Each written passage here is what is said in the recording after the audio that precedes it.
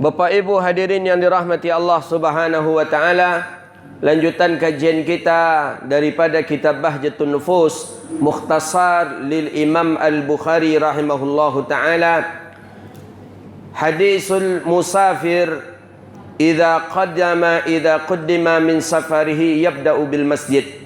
Hadis yang akan kita baca hari ini insyaallah hadis tentang apabila seseorang sampai daripada safarnya, daripada musafirnya, maka hendaklah yang pertama dulu ia cari masjid sebelum rumahnya. Ini hadis yang akan kita baca. Jadi kalau kita balik dari musafir, afdalnya jangan langsung ke rumah dulu, ke masjid dulu. Ini pembahasan kita. Jadi ke masjid ini apakah karena ada waktu salat atau memang ingin ke masjid saja? Ini nanti ada pembahasan kita insya-Allah. Hadis sebelumnya pembahasan kita tentang Nabi SAW, uhibbut tayammuna. Nabi mencintai yang kanan. Itu Rasulullah. Maka Nabi segala sesuatu Nabi mulai dengan yang kanan. Pakai baju yang kanan dulu Nabi mulai. Pakai sendal yang kanan dulu.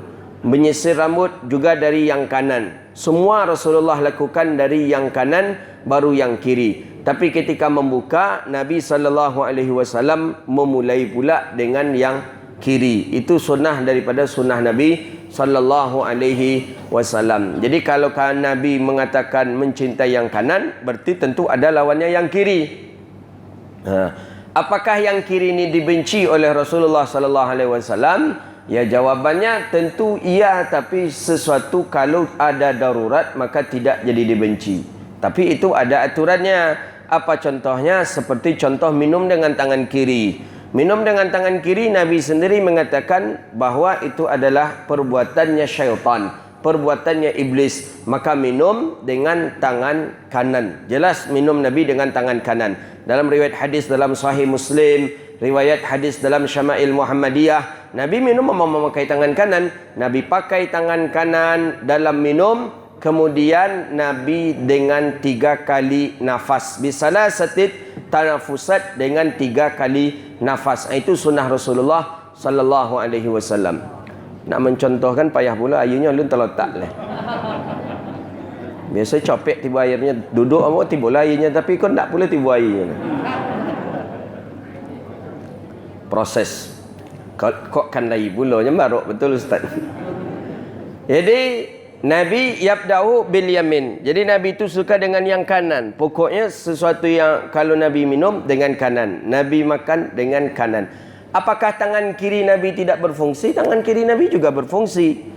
Jadi jangan kita kirakan Nabi selalu yang kanan kemudian Nabi meninggalkan yang kiri. Ini salah tasawurnya ini. Salah pemahamannya ini. Kalau begitu dalam berwuduk Nabi berarti tak pernah membasuh tangan kiri. Tidak. Berarti kalau dalam salat berarti Nabi tak pernah melipat tangan kiri. Tidak.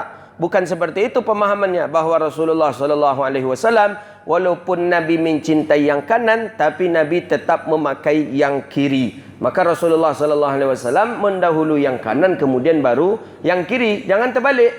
Kalau terbalik berarti orang itu kata baginda Nabi SAW daripada iblis kalau dia lebih mengedepankan, lebih mengutamakan daripada kiri, kecuali karena darurat. Ya, daruratnya karena mungkin tidak mampu atau mungkin karena sudah terbiasa sehingga kalau memulai dengan yang kanan agak lain rasanya, maka bagi orang tadi dengan kiri tak apa. Jadi hadis kita ni, hadis sebelumnya itu tentang menjelaskan yang kanan. Semuanya Nabi dengan yang kanan. Baik kulli fi tuhurihi, bersuci, wa tarajjulihi wa tana'ulihi, dalam berjalan, begitu juga dalam memakai sendal Nabi mendahulukan yang kanan. Begitu Rasulullah SAW. Termasuk dalam tarajjulihi dan termasuk dalam keadaan mengendarai kendaraan. Nabi tetap yang kanan dulu. Nabi lakukan untuk mengendarai kendaraan. Itu Rasulullah SAW. Yang memang Nabi kendaraannya onta. Ini baru datang ni. Kita contohkan Nabi minum dengan tangan kanan. Nabi SAW mengambil gelas dengan tangan kanan. Dalam hadis Muslim disebutkan tangan kanan. Setelah Nabi minum memegang dengan tangan kanan, kemudian Nabi baru membaca bismillah.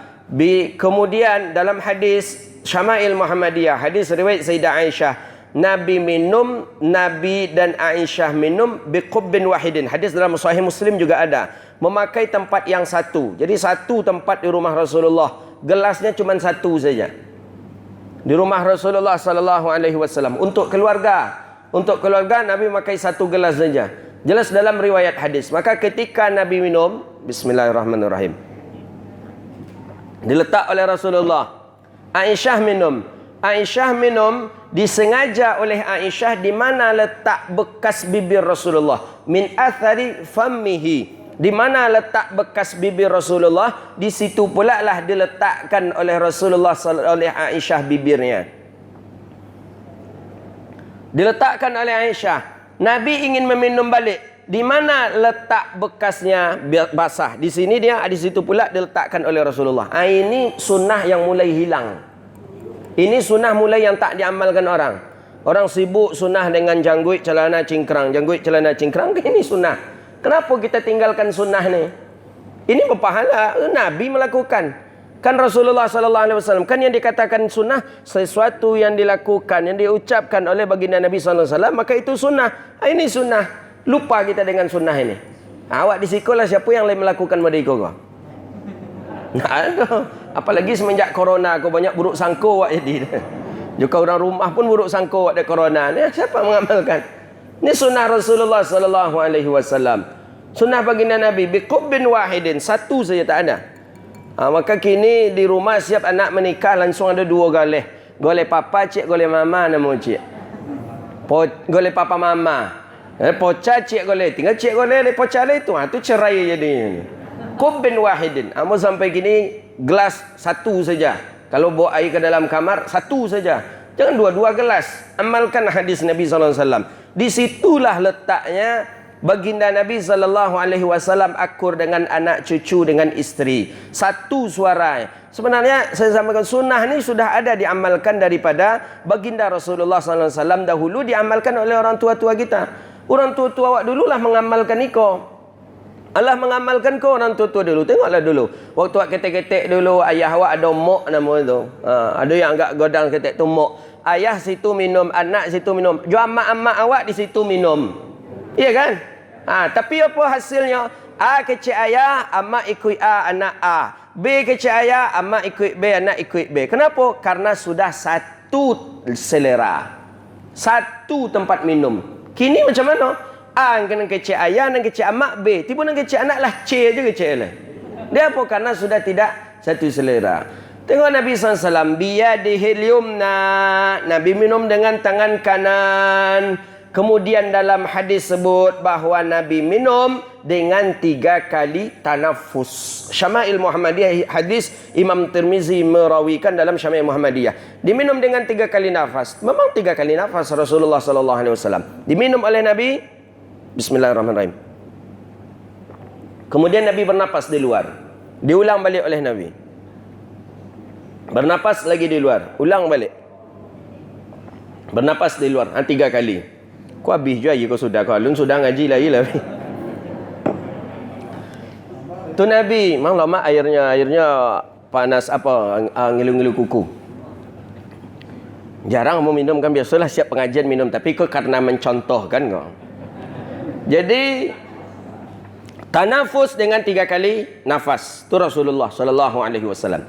Kalau dalam Ihya Ulumuddin, Imam Ghazali justru luar biasa. Setiap tanafus Imam Ghazali memulai balik dengan bismillah. Contoh, bismillahirrahmanirrahim. Bernapas. Bismillahirrahmanirrahim. Imam Ghazali. Bismillahirrahmanirrahim. Diulang balik oleh Imam Al-Ghazali. Amor rusuh mu kena habis air kau Itu Imam Al-Ghazali. Itu cara minum Rasulullah SAW. Ada 3 cara minum yang dilarang oleh Rasulullah. Salah satu dalam riwayat hadisnya dalam kitab Jami'us Saghir fi ahadithun basyirun nadhir lil Imam Jalaluddin Abdurrahman As-Suyuti. Juga Syekhuna Nuruddin Marbu Al-Banjari menulis satu kitab namanya Al-Munhiyat. Al-Munhiyat fi sunnah. Al-Munhiyat fi sunnah. Ada 3 larangan Nabi. Di antara larangan Nabi pertama, meminum dengan 1 tegukan saja. Apa maksud tu? Kalau bahasa ocunya berduduit aja itu. Bahasa Indonesianya apa? Itu bahasa Inggris tu, Pak. Ha, berdudut. Ha? Apa tu? Langsung aja tu habis. Ya bahasa kami acu berduduk itu. Kalau bahasa orang Kampar berduduk. Kalau bahasa Indonesia apa? Ha? Sekali tuntuang. Apa bahasa Indonesia ya, Pak? Sekali teguk. Bukan itu teguk. Ah, itu dilarang Rasulullah. Apa bahasa Indonesianya? Memang tak pandai mau bahasa Indonesia kan? Hah? Sekali teguk. Ada pula memang ni berduduk tu habis. Tu Nabi melarang. Larangan Nabi yang kedua, bernafas di dalam ina, bejana. Nabi melarang kita bernafas di dalam bejana. Itu hadis Nabi SAW. Tak boleh. Sambil minum kan ada kita yang sambil minum bernafas. Bernafas sambil minum. Top. Bernafas di dalam bejana. Di dalam gelas. Nabi melarang. Tak boleh kata Rasulullah SAW. Kenapa tak boleh? Karena bahaya. Menurut orang kesihatan begitu juga. Air yang keluar, udara yang keluar dari hidung itu kadang ada mengandung kotoran, ada mengandung bakteri. Maka ketika kita minum, kemudian udara keluar dari hidung, maka bakteri tadi bercampur dengan minuman, kemudian kita minum kembali. Yang ketiga, dengan cara mengeluarkan suara. Awak biasanya kalau minum kan berbunyi biasanya itu. Ada sebagian orang minum kopi, hendak orang doa itu juga kadang. Minum kopi berbunyi dah, berbunyi apa bunyi? Maaf ya, kau mau mencontohkan aja.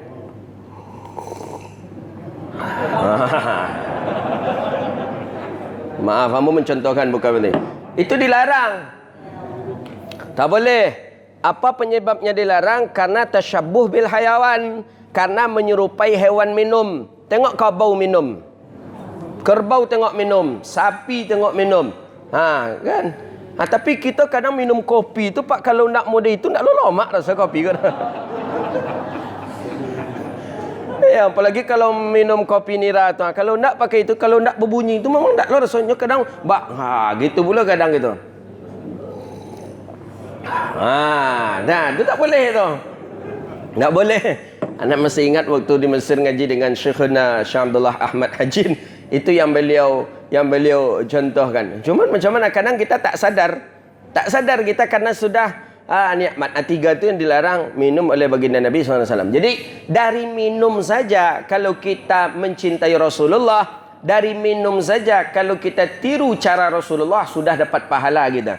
Belum lagi cara berpakaian Nabi, belum lagi cara makan Nabi, belum lagi cara tidur Nabi, belum lagi cara mandi Nabi, belum lagi cara berjalan Nabi, belum lagi cara Nabi di rumah, belum lagi sunnah-sunnah dalam ibadah. Maka sunnah tu banyak sekali sunnah Rasulullah sallallahu alaihi wasallam. Maka kita tak boleh sedikit pun untuk menghina, apalagi mengkecilkan sunnah daripada sunnah Rasulullah sallallahu alaihi wasallam. Itu kan sunnah. Kan ada orang kita bilang, itu kan sunnah. Tak boleh, walaupun kecil apapun itu sunnah, tak boleh kita mengecilkan atau tak boleh kita untuk menyepelekan. Itu sunnahnya. Apalagi sahibus syariah, apalagi sahibus sunnah yang memiliki sunnah itu sendiri, itu lebih tak boleh untuk kita sepelekan. Rasulullah sallallahu alaihi wasallam lah sahibus sunnah, sahibus syariat daripada Nabi sallallahu alaihi wasallam. Ini belum habis lagi. Apa muat.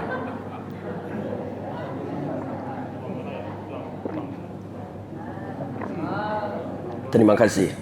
Ikut gambung je sudah ada.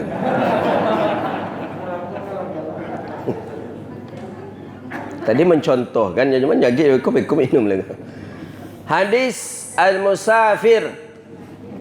Hadis tentang musafir idza Nabi sallallahu alaihi wasallam. Ni hadis ni, bab ini Imam Abi Jamrah menulis hadis ini, bab ini.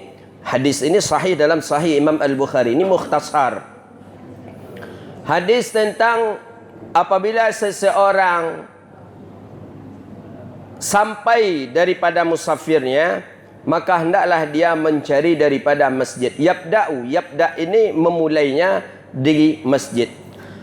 Hadis an Ka'ab ibn Malik radhiyallahu taala anhu. Ka'ab bin Malik ni sahabat Nabi sallallahu alaihi wasallam, termasuk orang-orang yang awal mula masuk Islam, tapi dia penduduk Madinah. Penduduk Madinah dengar ada Nabi di Makkah, pergilah dia rombongan kali yang kedua. Rombongan pertama Abi Musa Asy'ari, rombongan kali yang kedua ke Makkah untuk berbai'ah dengan Rasulullah adalah Ka'ab bin Malik. Ka'ab bin Malik ini termasuk daripada tukang qasidah Nabi. Jadi Nabi itu dari dulu suka qasidah. Makanya dalam kitab Al-Azkar Al-Imam Nawawi ada itu, disunnahkan bagi orang yang musafir untuk dia melantunkan syair, melantunkan qasidah. Sunnah hukumnya. Kita musafir ke Padang, kita musafir ke Tembilahan, kita musafir ke Dumai, disunahkan kita memutar musik yang ada Islaminya. Musik ada Islam Ustaz, kan dikritik kita. Ya lagu-lagu qasidah lah. Ya mungkin ya Hanana, ya Hanana, ya Hanana, ya Hanana, Zahara dinul muayyad bi zuhuri Nabi Ahmad. Kan seru awak dalam keadaan musafir. Sunnah hukumnya itu kata Imam Nawawi. Jangan tegang aja kau anak di dalam, bini di dalam, tegang aja sampai di rumah baru mengecek. Dimawak makan kau kecek. Itu nak lama musafir model itu tu. Itu kalau berjalan je orang model itu encak jan pailah. Namanya musafir. Musafir itu rahatul qulub harus ada. Rahatul qulub ini perhiasan mainan-mainan hati. Harus senang kita. Kan senang itu mendengar itu. Busyra lana nilnal muna dhalal ana wa falhana waddahru anjaz wa'dahu wal bishru adha mu'alana busyra lana nilnal muna dhalal ana wa falhana. Kadang juga jadian setir tu apanya musiknya. Tap. Nampak kenapa itu? Jauh perjalanan ke Padang, ke mana kita lagi ke Rahil. Baguslah pakai itu. Bekau anak awak di samping kadang nyiriang pula gaya awak mengecek itu. Itu sunnah. Nabi menyukai itu, jangan kira itu bid'ah. Nabi menyukai itu dan Nabi punya orang-orangnya yang hebat berqasidah. Di antaranya adalah Ka'ab ibni Malik, Ka'ab ibni Zuhair, Hasan ibni Thabit. Ini tukang qasidah Rasulullah sallallahu alaihi wasallam. Baca tabaqat rijal, baca ilmu riwayatul hadis, baca daripada tarikh mu'jam syuyukh, mu'jam tarikh, mu'jam sahabat, hayatus sahabah, baca kitab-kitab Isabah fi tamyiz sahabah. Tengok tiga orang laki-laki ini, Ka'ab ibni Malik, Ka'ab ibni Zuhair, Hasan bin Thabit. Ini tukang qasidah Nabi. Jadi Nabi kalau manuang-manuang, Nabi panggil Hasan bin Thabit. Boleh bacakan qasidah untuk saya? Boleh ya Rasulullah. Hasan bin Thabit mulai itu bacakan qasidah. Muhammadun abdun saleh, Muhammadun abdun saleh. Jadi dipuji Rasulullah SAW. Nabi diam, Nabi. Itulah yang ada hari ini, qasidah burdah, qasidah berzanji. Itulah dia. Kita dari dulu di Melayu sudah ada. Anak turun mandi, anak akikah sudah ada. Kita melantunkan itu. Marhaban, marhaban, marhaban jaddal Husaini. Itu kan sudah.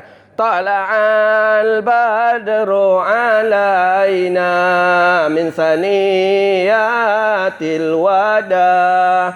Itu kalimat yang dibaca oleh orang-orang Ansar, yang dibaca oleh orang-orang Ansar ketika menyambut Nabi. Itu tak ada. Imam Syekh Sa'id Ramadan Al-Buti, Syekhina Syekh Sa'id Ramadan Al-Buti dalam kitabnya Fiqh Sirah menjelaskan tentang riwayat kenapa orang-orang Madinah dulu membaca Tala'al badru alaina. Jadi sudah ada qasidah tu. Akhirnya ada orang yang agak alergi qasidah itu. Apa tu haram tu, tak ada tu kata dia. Kenapa tidak baca ni? Tiga orang ni tokoh qasidah Nabi. Nabi suka berqasidah. Jadi dalam musafir baca qasidah. Awak mana-mana baca qasidah pagi. Memang lain rahatul qulub kita lain. Lain sekali. Mustatabah wan nabi summa sahabah fa'asa da'wal mujabah. Apa itu awalnya itu qasidah itu? Itu tentang memuji isteri Rasulullah.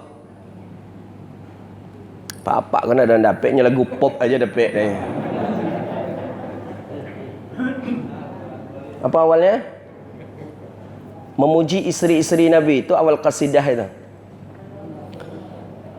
Habibah wal batulil mustatabah wan nabi summa sahabah fa'asa da'wal mujabah. Apalah awalnya? Siapa yang dapat? Baru mendengar. Kami dulu di Mesir, di Makkah pun mengaji dengan masyaikh waktu di Sudan gitu ya. Sebelum buka hadis Sahih Bukhari itu baca itu dulu. Jadi berqasidah. Jadi hidup suasana nak tegang aja. Kau masuk syekh tegang. Beku murid tegang. Makanya di luar kurang piknik, kurang tu sadoi haram aja dah. Sada bid'ah, sada nak boleh. Kena tak ada piknik. Nabi seperti itu. Para sahabat juga mengamalkan, para salafus saleh juga mengamalkan riwayat-riwayat yang jelas tentang qasidah baginda Nabi sallallahu alaihi wasallam. Biasanya di bulan Maulid ni banyak orang Mesir membaca itu. Tiap-tiap majlis pengajian orang baca itu. Apalah awal ni? Kau dah lama nak ke Mesir, kau mau ikut ya di ni. Jadi itu memang dianjurkan. Salah satu tukang qasidah Nabi adalah Ka'ab ibni Zuhair, Ka'ab bin Malik yang periwayat hadis, yang hadisnya akan kita baca hari ini insya-Allah. Ka'ab bin Malik, tukang qasidah Nabi. Hadis dalam riwayat Imam Bukhari ada itu. Dalam Bukhari tentang orang-orang Ahbash. Orang Ahbash memuji-muji Nabi di dalam masjid sambil memainkan tongkat kecil. Ada tongkat kecil ukuran ni lah tongkatnya, dimain-mainkan oleh orang-orang Ahbash. Dalam masjid berputar-putar buat lingkaran mereka. Muhammadun abdun saleh, dipuji-puji. Nabi memuji Nabi mereka dalam masjid. Rumah Nabi kan sebelah sana. Jadi ditengok oleh Nabi dari pintu. Nabi berdiri dari pintu. Nak marah Nabi. Kalau memang hukum berqasidah tadi tak boleh, Nabi dah melarang. Ngapa kalian buat? Tak boleh. Nabi tengok dari pintu. Nabi menengok dari pintu. Hadisnya tengok dalam Bukhari ada. Nengok Nabi dari pintu. Ketika Nabi menengok dari pintu tu, tiba Sayyidah Aisyah. Aisyah berdiri di samping Nabi. Diletakkan oleh Aisyah khiddiha ala katifaihi syarif. Diletakkan oleh Aisyah daripada khiddi pipinya di bahu Nabi. Menyandarkan Nabi tu. Jadi kata Rasulullah, aturidaha, engkau suka lagu ini? Ya Rasulullah. Tengok, dibiarkan saja Aisyah oleh Rasulullah menengok orang bernyanyi di dalam masjid. Jadi Nabi itu tak picik juga dia. Jadi kata sahabat, kalau ada, itu pemandangan yang paling indah yang kami tengok di Madinah. Nabi dengan isterinya. Tak ada foto. Kalau ada foto lah sudah difoto oleh kawannya. Sudah ada lukisan mungkin dilukis. Memang haram pula melukis, tak boleh. Itu yang membuat sekan si Makrun itu dikejar. Itu yang membuat didemo oleh orang karena dia sudah sama dengan menghina Rasulullah dengan membuat karikatur Nabi sallallahu alaihi wasallam. Aturidaha, kata Nabi ke Aisyah, ya Rasulullah, dibiarkan. Nabi menengok tu orang-orang di dalam masjid memainkan tongkat Nabi sallallahu, tongkat kecil untuk memuji Nabi sallallahu alaihi wasallam. Jadi qasidah burdah tu boleh. Boleh. Justru kalau di Jawa orang baca qasidah burdah itu. Di kita jarang dibaca qasidah burdah itu, jarang. Bagus qasidah burdah itu tu. Syifa, qasidah burdah tu sebagai obat, sebagai qadaul hajat. Banyak qadaul hajat, Allah tunaikan hajat, itu qasidah burdah. Amin tadzal kuriji ramin bizil salami, ramin bizil salami. Amin tadzal kuriji ramin bidhi salami madan tadam anjara min muqlatin bidami. Am habbati rihu min tilqai kazimatin wa awmadal barku fi zulmai min idami laulal hawa lam turid maddam ala talalit wala arid sabiji min sairi tuhami maulaya salli wa sallim daiman abada ala habibika khairil khalqi kullihimi. Syekh Ali Jum'ah, kalau kami membaca itu melili air mata itu. Terisak-isaknya dia menangis. Menangis dia karena dia tahu artinya. Awak cari lagu-lagu model itu aja, yang arti tak dia tahu. Ka'ab ibn Malik. Jadi Nabi punya 3 tukang qasidah. Ada Ka'ab ibn Malik, ada Ka'ab ibn Zuhair, ada Hasan ibn Sabit. Ini tukang qasidah Nabi. Tukang qiraah Nabi ada pula. Nabi ada tukang yang baca Al-Quran, Nabi ada. Di antaranya adalah Abi Musa Asy'ari, Abdullah bin Mas'ud. Ini suaranya luar biasa nih. Kalau orang ni mengaji, burung yang sedang lewat terbang itu langsung mencari tempat hinggapnya untuk mendengarkan suara Abi Musa Asy'ari. Itu dia. Jadi Nabi punya. Jadi kata Rasulullah kepada Abi Musa Asy'ari, kepada Abdullah bin Mas'ud, "Iqra' alayya al-Quran." Bacakan kepadaku Quran, kata Rasulullah. Dijawab olehnya, bagaimana kami membacakan Quran ya Rasulullah, sedangkan Quran itu diturunkan untukmu, Quran itu diturunkan kepada engkau. Kata baginda Nabi, aku suka orang yang membacakannya untukku. Makanya kalau ada orang baca Quran, kita duduk, kita simak. Begitu sunnahnya dari Rasulullah sallallahu alaihi wasallam. Jadi Ka'ab bin Malik periwayat hadis. Hadisnya sahih. Dalam Sahih Imam Al-Bukhari radhiyallahu taala anhu masuk ke hadis.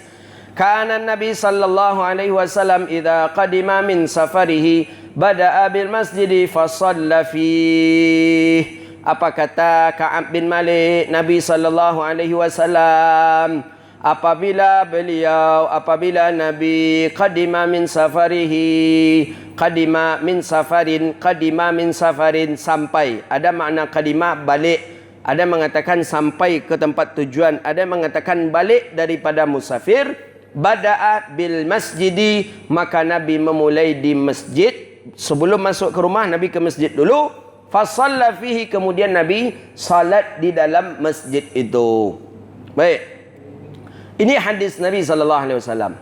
Dianjurkan kita ketika kita balik dari musafir, jangan ke rumah dulu. Ketika balik dari musafir, baik musafir yang jauh atau musafir yang dekat, ada ulama mengatakan keduanya sama. Ada satu mengatakan kalau musafir itu musafir haji atau umrah. Kalau kita musafir haji, musafir daripada umrah, balik haji, balik dari umrah, jangan langsung pulang ke rumah. Jadi ke mana? Ke masjid. Ini orang-orang tua-tua dulu mengamalkan ini. Orang tua-tua dulu mengamalkan dari bandara, dia terus ke masjid, salat dulu 2 rakaat di masjid, salat sunat tahiyatul masjid, barulah dari masjid diaraknya ke rumahnya. Itulah disalami dek orang. Itu tradisi orang kita dulu. Keceknya orang kalau balik dari Makkah sampai 10 hari, tangannya tu masih bau Makkah tu katanya. Tu orang dulu, orang tua-tua kita dulu. Makanya banyak orang tua-tua kita dulu selama 40 hari itu berkunjung ke rumah orang yang balik dari haji tadi. Ada zam-zam, ada abasalamnya tu. Karena tangannya masih bon Makkah katanya. Entah apa bon Makkah tak tahu. Ada tentulah menggawi bagai ya kan. Cuman setidaknya tak daripada orang tadi sudah pernah atau balik daripada tempat yang suci. Jadi orang tua-tua kita dulu perhatikanlah. Balik dari haji, balik dari umrah, dia ke masjid dulu, salat 2 rakaat, setelah itu baru diarak pergi ke rumah. Itu sunnah yang dicontohkan Rasulullah SAW. Kini tak ada itu lagi. Kini tak ada. Kini jarang. Kini orang sampai bandara, dari bandara langsung ke mana? Tak ke rumah, ada ke rumah makan dulu pergi makan.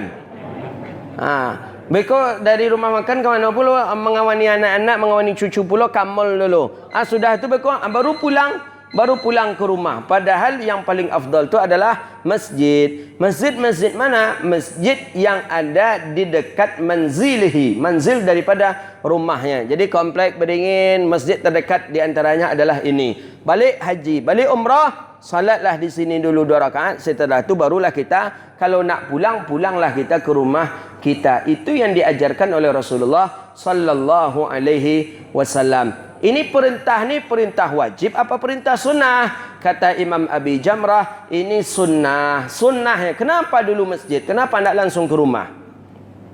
Kenapa ke masjid dulu? Ditabarrukan. Karena memang tabarruk bahwa masjid itu tempat yang paling mulia, tempat yang paling berkah. Maka dalam riwayat hadis yang lain, apabila engkau hendak musafir, maka mulai pula lah dari masjid. Itu hadis yang lain. Jadi kalau kita ingin haji, ingin umrah, maka mulailah dari masjid. Maksudnya dari rumah langsung ke masjid, salat 2 rakaat di masjid, kemudian langsung naik kendaraan, kemudian langsung ke bandara. Itu hukumnya sunnah. Jadi mulai dari masjid. Balik dari musafir, mulai dari masjid sebelum masuk rumah. Ketika hendak musafir pun, mulailah dari masjid baru berjalan. Mu'az bin Jabal, seorang pedagang yang akan berdagang itu kan solat dulu sebelum berdagang. Dia solat dulu. Sebelum dia berdagang, dia solat dulu. Ternyata imamnya Mu'az bin Jabal. Mu'az bin Jabal kau lama jadi imam. Lama jadi imam. Bayangkanlah, solat zuhur itu hampir pasar tutup lagi. Hampir pasar tutup. Belum juga selesai salat zuhur. Gelisah makmum pedagang tadi yang ikut salat dengan Mu'az bin Jabal. Baru 2 rakaat baru ditinggalkanlah Mu'az bin Jabal oleh pedagang tadi. Pedagang tadi cepat dia salat. Allahu Akbar. Sami Allah. Karena ni 30 minit lagi ni tutup pasar. Dagangan belum dibuka. Lapak belum dibuka. Ini 30 menit lagi. Pasar tutup. Langsung salat dia. Cepat dia salat. Assalamualaikum warahmatullahi. Assalamualaikum warahmatullahi. Mu'az bin Jabal jadi imam. Mu'az bin Jabal jadi imam baru 2 rakaat barunya lah sudah. Dia copek. Mufarakah. Dia keluar dari salat. Setelah selesai salat, apa kata Mu'az bin Jabal? Kata Mu'az bin Jabal, siapa laki-laki tadi? Waihak, celaka laki-laki tadi. Dia lebih mementingkan dunianya dibandingkan akhiratnya. Dia lebih mementingkan jualannya dibandingkan salatnya. Dia orang munafik. Marah Mu'az bin Jabal. Didengar oleh jemaah. Direkam oleh jemaah. Jemaah ni ada yang akan ke pasar nanti ini. Pergi berjual beli. Ada yang ke pasar. Pergilah ke pasar. Ada yang pergi ke pasar. Ada 5 minit lagi tutup pasar. Apa kata jemaah tadi kepada pedagang tadi? Pedagang, engkau tadi yang keluar dari salat kan? Iya, engkau kan yang tak salat berjamaah dengan Mu'az. Ya, Mu'az marah kepada engkau. Apa? Engkau dibilang Mu'az munafik. Engkau kata Mu'az lebih mementingkan dunia dibandingkan akhirat. Engkau lebih mementingkan jual belimu dibandingkan daripada salat.